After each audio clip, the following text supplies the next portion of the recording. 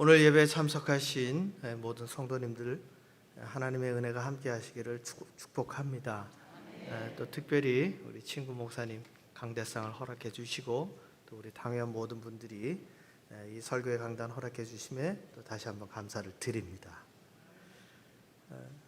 여러분들 이제 들어오면서 보니까 우리 선암교회 성경 읽는 일, 또 성경을 묵상하는 일에 열심을 내는 성도님들이셔서 굉장히 감명을 받고 감동을 받습니다. 여러분들이 오늘 그 본문으로 보신 마가복음은 이미 알고 계신 분들도 계시겠지만 우리가 알고 있는 공관복음, 마태, 마가, 누가 이 세 가지 복음서 중에 제일 먼저 쓰여진 복음서입니다. 그래서 마태나 누가에도 오늘 여러분들이 읽으신 본문이 등장하게 되죠. 그 이유는 마가가 쓴 이 복음서들을 그 후에 쓴 마태나 누가가 인용하는 부분들도 있고 또 도움을 받은 부분들도 있다는 얘기죠. 그럼 마가는 이 복음서를 왜 썼는가?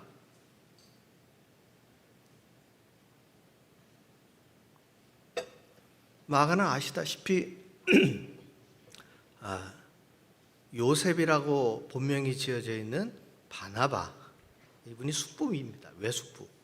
그래서 외숙부와 더불어 또 우리가 청년 사울로 알고 있었던 바울과 함께 1차 전도여행을 떠나죠. 물론 그 이후에 2차 전도여행은 바나바와 함께 떠나고 바울은 여러분들이 잘 아시는 실라와 함께 또 누가와 함께 2차 전도여행을 떠나게 됩니다. 이러한 해외, 즉 유대인들이 살고 있는 지역이 아닌 이방 지역에 사는 그 유대인과 헬라인들을 위해서 쓰게 된 책이 오늘 여러분들이 보게 되신 마가복음이에요. 그렇기 때문에 마가복음은 말 그대로 무엇이 담겨 있느냐? 복음이 담겨져 있는 책이에요. 그랬을 때에 또 복음은 무엇냐라는 것이죠.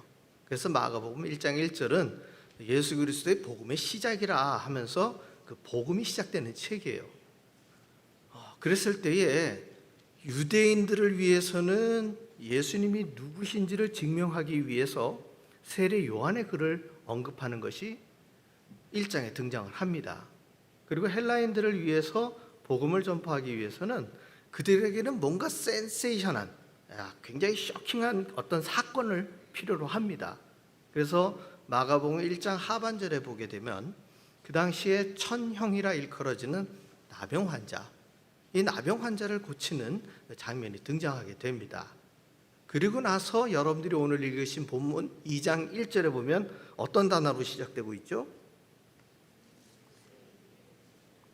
예, 맞습니다. 수일 후에, 즉 예수님이 여러 지역에서 복음을 전하시고 말씀을 전파하셨는데 나병 환자를 고쳤다라는 얘기는 굉장히 특별한 일이에요. 왜냐하면 오늘날 물론 이 한센시병이라고 일컬어지는 나병 환자의 바이러스가 거의 박멸되다시피 해서 우리 코로나 바이러스나 원숭이 두창 같이 지금 창궐하고 있지는 않습니다. 그러나 60, 70년대를 지나오신 분들은 아시겠지만 그 당시에는 우리나라에도 어떻습니까? 나병 환자들이 꽤 많았거든요. 그래서 여수에 있는 소록도 같은 경우에는 나 환자들을 따로 격리해서 모시는 공간을 필요로 했다는 것이죠. 예나 지금이나 나병 환자에 대해서는 굉장히 부정적인 인식을 갖고 있어요. 심지어 성경에서도 나병 환자가 발생하게 되면 이 진에서 완전히 격리시켜서 서로 이 가족 간에도 관계를 갖지 못하게끔 완전히 끊어놓는 병이 그게 무슨 병이에요? 그게 나병. 그런데 예수님이 그 병을 고쳐주신 거예요. 할렐루야. 사람들이 어떤 죄를 지은 결과물로 여겨진 그 나병 환자, 한자어로도 아까 뭐라고요? 천형, 하늘이 내린 형벌이다 해서 나병이 그 닉네임이 천형입니다. 그런데 그를 누가 고쳐주셨어요? 예수님이 고쳐주신 거예요. 자, 이 소문이 들불같이 번져집니다. 요즘 같으면은 제일 먼저 어디에서 이 뉴스를 보게 되었을까요?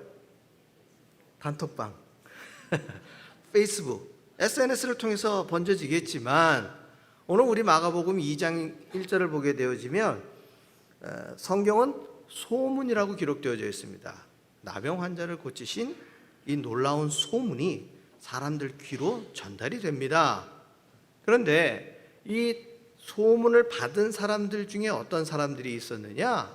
자기 친구 중에 중풍병자가 있었어요. 여러분, 중풍병자 이 병에 대해서 혹 모르시는 분 계십니까?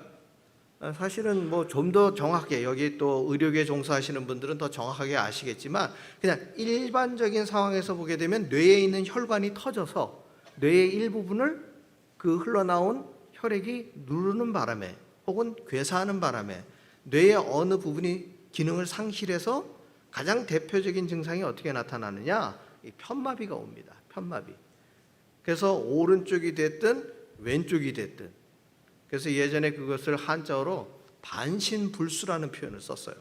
그래서 중풍병을 맞게 되면 편마비가 와서 절반 이상을 사용하지 못하고 기능이 상실되게 되죠. 저의 경우는 다친 게 아니고 아주 오래전에 생후 10개월 때 소아마비 접종을 위해서 백신을 맞았는데 감염이 된 사례예요. 그래서 요즘도 이 코로나 바이러스 백신 맞을 때 이게 낫자고 맞는 건데 코로나 걸리면 어떡하나 하는 트라우마가 있어요. 여하간 이 중풍병자가 집에 아무런 일을 할 수 없이 누워있는 상황에 지금 소문을 듣고 온 사람들은 누구입니까? 그의 친구들이에요. 참 다행스럽게 친구가 몇 명이 왔느냐? 몇 명이 왔어요? 성경을 보니까 1명, 2명, 3명, 4사람이 왔어요. 이 4사람이 와서 예수님께서 병을 고쳐준다는 이 놀라운 사실을 누구에게 이야기합니까? 그 누워있는 중풍병자에게 이야기를 합니다. 21세기를 살아가는 오늘날에도 이 중풍병자와 같은 재가장애인, 그러니까 재가장애인이라는 얘기가 아니라 집에 있는 장애인, 한자어로 재가장애인. 이 재가장애인의 숫자가 여러분들이 생각한 것 이상으로 굉장히 많습니다. 한국에 만약에 장애인이 10명이 있다고 치면은요, 재가장애인의 숫자는 6명을 넘습니다. 그리고 저처럼 목발을 짚거나 다리에 브레이스를 끼고 계단이 되었든 언덕바지가 되었든 운전을 하든 자유롭게 움직일 수 있는 장애인은요 1%도 되기 어렵습니다. 그래서 여러분들은 지금 대한민국 1%를 보고 있습니다. 자랑하려고 그러는 것이 아니라 상대적으로 재가장애인의 상황이 그만큼 어렵다는 이야기죠. 그래서 21세기의 장애인들 역시도 집에만 있다 보니까 학교를 못 갑니다. 학교를 못 가기 때문에 학벌이 낮습니다. 학벌이 낮기 때문에 취직을 못 합니다. 취직을 못 하기 때문에 수입이 없습니다. 그래서 장애인들의 삶의 질이 격하게 낮을 수밖에 없는 것이고요. 복지라는 이름 하에 수혜를 받는 수혜자로 살아갈 수밖에 없는 상황이 우리나라에 시스템적으로 있습니다. 이것을 깨기 위한 첫 번째 방법, 오늘 친구들이 한 것처럼, 그 중풍병자의 친구들이 한 것처럼 무엇을 전하느냐? 무엇을 전해야겠습니까? 복음을 전해야 돼요. 복음. 중풍병자에게 복음을 전합니다. 예수님이란 사람이 나타나셨는데 나병 환자를 고치더라, 장애인들을 고치더라. 그러나 이 중풍병자는요, 그 말에 손뜻 응하지 못합니다. 왜 그럴까요? 보지도 못했고 자기가 듣지도 못했기 때문에 친구들이 이야기하는 게 귀찮습니다. 자신의 부족한 모습을 보이는 게 부끄럽습니다. 많은 사람들 앞에 나서기가 힘듭니다. 왜요? 이미 자신의 몰골이 어떤지 본인이 제일 잘 알기 때문입니다. 저는 생후 10개월의 장애인이 됐지만 지금 나병 환자나 2장에 등장하는 이 중풍병자는요 중도 장애인이에요. 선천적 장애인이 아니라 중도 장애인이에요. 이 말을 강조하는 이유는 뭐냐? 21세기를 살아가고 있는 여러분들도 얼마든지 이 성경에 등장한 나병 환자나 중풍병자가 아니어도 교통사고나 질병이나 혹은 여러분들이 처한 노환이나, 저희 어머님도 무릎 연골이 안 좋으셔서 인공관절을 끼셨고요, 척추에 금이 가시는 바람에 거기에 또 심을 넣으셨어요. 그래서 2년 전에 돌아가셔가지고 화장을 했더니 저희 아버님이 그러시더라고요. 남은 거는 쇳덩어리밖에 안 남았다고. 중도 장애를 앓으실 수 있고 그 장애인의 역할이 나의 몫으로 넘어올 수 있는 것은 저와 여러분에게 주어진 현실적인 상황이라는 것이죠. 여기서 필요한 사람은 누구냐? 네 사람의 친구예요. 이 네 사람의 친구가 강권합니다. 가지 않으려고 하는 그 중풍병자를 어떻게 했습니까? 성경을 봤더니 그냥 누워있는 침 상태에 들어올린 거예요.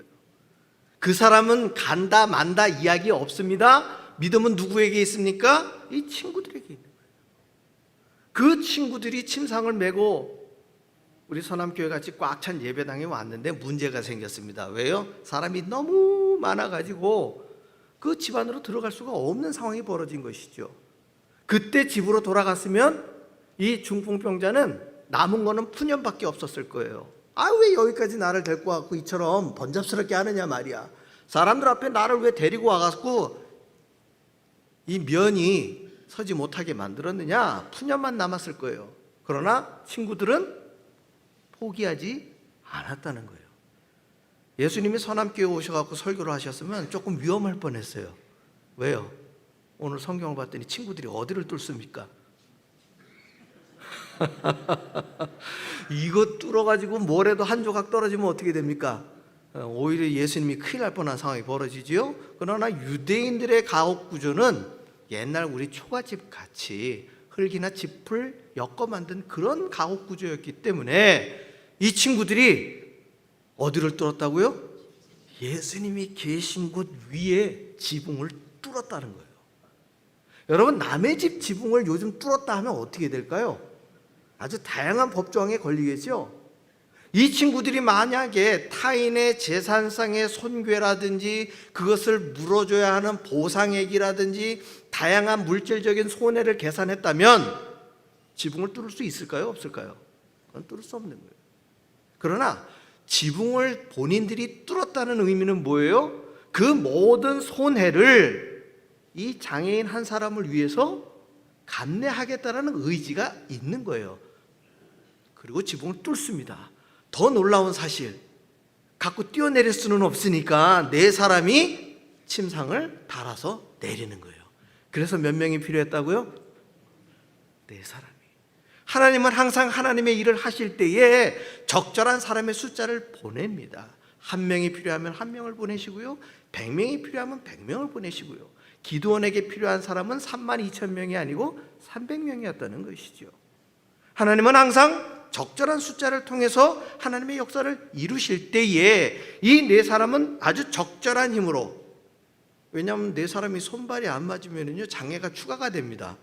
살살 달아 내립니다. 엄한 데 내리면 안 됩니다. 어디에다 내려야 돼요? 예수님 앞에 정확하게 내려야 됩니다. 정확하게 내렸을 때 예수님은 놀라운 말씀을 하셨어요. 오늘 성경 본문을 보니까 뭐라고 얘기하셨습니까? 성경에 나오는 다양한 장애인들이 있어요. 여러분들이 잘 아시는 맹인거지 바디메오가 있고요. 그리고 바울이 전도하다가 만난 그 이고니온 지역에 보면은 나면서부터 걷지 못한 사람이 있었고요. 사도행전 2장에 역시 베드로와 요한이 만난 사람은 나면서부터 걷지 못한 안진뱅이 장애인이었어요. 그런데 그 사람들에 대해서는 그들에게 나을 만한 믿음이 있는 것을 보시고 내 뜻대로 될지어다, 내 믿음대로 될지어다, 이런 표현을 쓰셨지만 오늘 이 침상에 달아내린 이 장애인을 향해서는요, 첫 번째 말씀은 내 죄사함을 받았노라요. 여러분, 지금 병자가 내려왔습니다. 걷지 못하는 사람이고요, 움직일 수 없는 사람인데 그 사람에게 죄사함을 받았노라라는 표현은 어떤 의미가 있을까요? 그건 사실 전혀 와닿지 않는 이야기예요. 누구에게요? 중풍병자에게. 그런데 예수님이 이 이야기를 하시는 이유는 중풍병자나 친구들에게 향한 말씀이 아니고 그 자리에 모인 서기관들을 향한 이야기였어요. 내 죄사함을 받아노라 하는 말씀은. 왜요?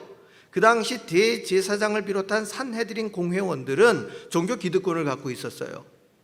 그래서 이들은 욤키프르라고 하는 대속죄일에 대제사장이 지성소에 들어가가지고 제사를 지내고 나온 다음에 모든 하나님의 백성들 죄사함을 선포하노라 이렇게 하면은요, 아멘으로 화답하면 그 사람들은 다 뭐가 되는 거예요?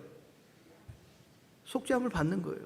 그런데 우리 서남교회 예배처럼 우리 부목사님이 예배 인도하시면서 속죄의 기도를 함께 나누고 죄사함의 선포를 하면 저와 여러분 어떻게 합니까? 아멘 하면서 다시는 우리가 죄를 짓지 않겠노라고 하는 다짐을 하는 시간을 가져요. 그런데 그 당시 모든 이 산헤드린 공회원을 비롯해서 대다수 많은 이 유대인들은요, 이 종교 기득권자들에 대해서 별로 신뢰하지 않습니다. 특히나 대제사장이 나와가지고 여러분들의 죄를 다 사하노라 했을 때 그거는 일련의 그냥 행위일 뿐이지 그걸로 인해 가지고 자신의 죄가 용서받는다? 또 그렇게 이야기하는 대제사장이 자신이 정결케 됐다? 너도 안 믿고 나도 안 믿는 소리예요. 그러나 예수님께서 그 중풍병자를 향해서 내 죄사함을 받았노라 하는 말은 마가가 기록한 본질적인 의미가 담겨 있어요. 예수님은 어떤 권세가 있으시다? 죄를 사하는 권세가 있으시다는 거예요. 마가는 그걸 나타내고 싶었던 거예요. 그리고 그 위대한 선포를 하기 위해서 누가 필요로 됐어요? 첫 번째는 예수님의 말씀을 믿은 네 사람, 이름도 기록되어져 있지 않은 네 사람, 그리고 그들을 통해서 중풍병자는 하나님의 놀라운 일과 예수님의 죄사함의 권세를 나타내는 도구로서 성경은 기록하고 있는 거예요. 자, 장면은 점차 점입가경이 됩니다. 아니, 참나마도다. 죄사함의 권세가 어찌 저 예수라는 청년에게 있느냐 하면서 사람들이 수군수군 됩니다. 예수님은 그들의 속을 정확하게 알거든요. 그때 이야기합니다. 내가 죄사함의 권세가 있노라 하는 말과 내 침상을 갖고 걸어가라 하는 말 중에 어떤 것이 쉽겠느냐라는 거예요. 여러분들 생각에는 어떤 것이 쉽겠습니까? 저는 둘 다 해봤는데 잘 안 되더라고요. 우리 성도님들이 위에서 기도해달라고 할 때 이렇게 질환이나 질병이 있어서 왜 안수기도 해달라고 그러잖아요, 목사님에게. 그럴 때 제가 늘 해요. 집사님 저도 못 나아요. 제가 기도는 해드리겠지만 보장은 안 됩니다. 자, 예수님께서는 죄사함의 권세와 내 침상을 갖고 걸어가라 하는 이 두 종류의 선택을 거기 있는 사람들에게 모두에게 이야기를 합니다. 그런데 첫 번째 선포하신 내용은 뭐예요? 죄사함을 받았노라요. 그건 예수님에게 죄사함의 권능이 있음을 나타내는 것이고요. 만약에 그 뒤에 아무 일 없었으면요, 예수님이나 대제사장이나 똑같은 사람 되는 거예요. 왜? 그 말은 누구든지 할 수 있는 것이니까. 저도 여러분께 이 시간 여러분의 죄사함을 받았습니다 하면 여러분들 어떻게 하셔요? 아멘. 근데 아무 일 없어. 아무 능력이 없잖아요. 이래버리면 너나 나나 똑같은 사람이 되는 거예요. 그런데 예수님은 그 죄사함의 권세를 나타내기 위해서 나중에 어떻게 말씀하십니까? 내 침상을 갖고 걸어가라 하시는 거예요. 예수님의 권능에서는요, 가장 넘버원의 권능은 죄사함의 권세예요. 가고는 모든 세대에 예수 그리스도의 이름을 믿는 모든 자들에게 구원뿐만 아니라 속죄, 죄사함의 권능뿐만 아니라 보너스로 뭐까지 주셨어요? 영생까지 주셨어요. 그리고 그 영생을 이 땅에서 누리는 영생이 아니라 어디에서요? 천국에서요. 여기서 팁 한 가지. 여러분, 영생하면 반짝 떠오르는 문장은 뭐예요? 영생이 뭐예요? 그러면 뭐라고 얘기하십니까? 제가 지체장애지 청각장애는 아닌데 아무 소리가 안 들려서 여쭤보는 거예요. 영생하면 뭐예요? 영원히 사는 거라고 생각을 많이 하시잖아요. 그러나 이 시간 분명히 말씀드립니다. 천국에서만 영원히 사는 거 아니고 어디 가서도, 그 옆 동네, 아래 동네죠? 다운타운 가면은 지옥이라고 있어요. 거기서도 죽지 않고 영원히 형벌받는 거예요. 그러니까 우리에게 주어진 영생을 영원히 사는 거로만 안다면 그건 반쪽짜리, 그거는 그냥 사전에 나와 있는 예수를 믿지 않는 사람들과 동일한 믿음을 갖고 있는 것 뿐이에요. 그거는 정보지 그거는 믿음이 아닙니다. 그래서 사도 요한은 요한복음 17장 3절에 분명하게 영생이라는 단어를 기록하고 있는데요, 우리 방송반에 혹 지금 얼른 올리실 수 있으면 요한복음 17장 3절을 한번 띄워주시면 여러분들에게 아마 각인이 될 겁니다.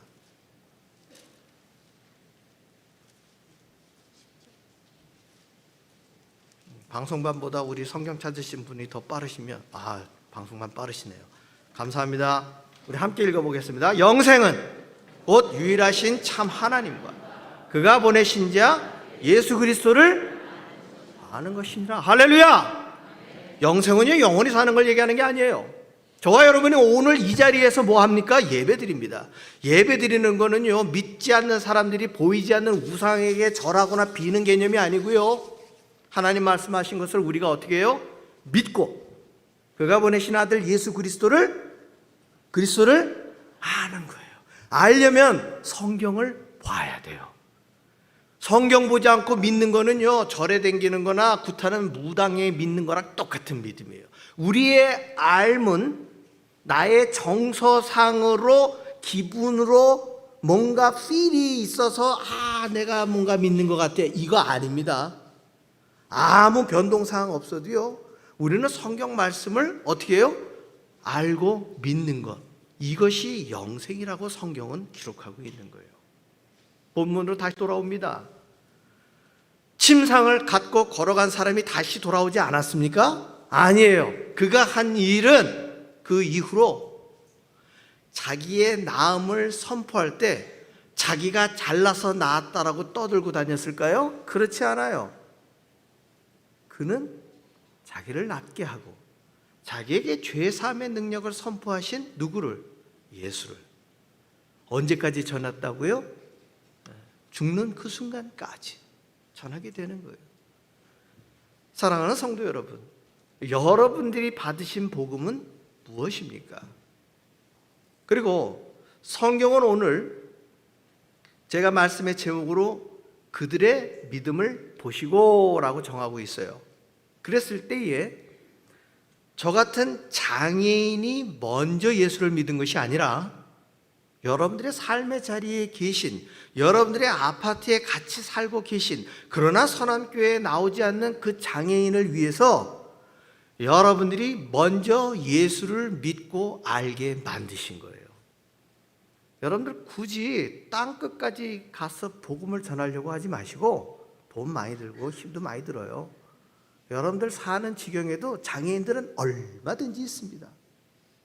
그분들을 향해서 이 중풍병자에게 달려갔던 내 친구처럼 예수님의 말씀만 들으면 낫는다, 예수님의 말씀만 들으면 죄사함을 얻는다, 예수님의 말씀만 믿으면 영생을 얻는다, 이 사실을 믿고 전하는 거예요. 여러분들이 못 믿으면은요, 아이고 지붕 뚫는 돈이 얼만데 그거 데리고 오려면 얼마나 구차는데 계산하게 됩니다. 그러나 여러분들이 그 믿음을 가지시면 계산은 멀어져 가고 오로지 저와 여러분의 심령 가운데는 예수님도 아시는 뭐가 가득합니까? 믿음이 가득한 거예요. 예수님은 분명히 말씀하셨습니다. 중풍병자의 믿음을 보신 것이 아닙니다. 그 중풍병자를 예수님 앞에, 그 중풍병자를 선함교회 예배당까지 모시고 온 여러분들의 믿음을 오늘도 지켜보고 계십니다. 기도하겠습니다.